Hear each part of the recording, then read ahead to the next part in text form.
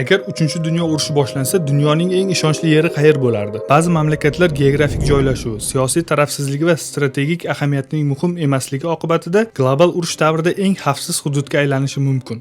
Keling, ulardan bir nechtasini ko'rib chiqamiz. Shveysariya. 100 yillar davomida tarafsiz bo'lgan Shveysariya Yevropaning markazida joylashganligiga qaramay, urushlardan uzoq turishni eplay olgan. Alp tog'lari bilan o'ralganligi uni harbiy harakatlar uchun noqulay hududga aylantiradi. Undan tashqari, mamlakatning yadroviy bunkerlari, kuchli iqtisodiyoti va mustaqil siyosati mamlakatni inqirozlarga bardoshli qiladi. Islandiya.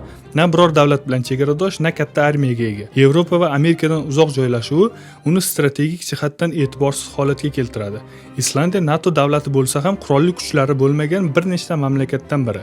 Shu sababli urush xavfi juda past mamlakatlar safiga kiradi. Yangi Zelandiya. Geografik hududi natijasida global nizolarning ta'sir etish xavfi juda ham past. O'z o'ziga yetadigan dehqonchiligi, sof energiya manbalari va tarafsiz siyosati natijasida xavfsiz hududlar ichidan joy olgan. Bu vaziyatda eng ishonchli hudud sizningcha qaysi biri?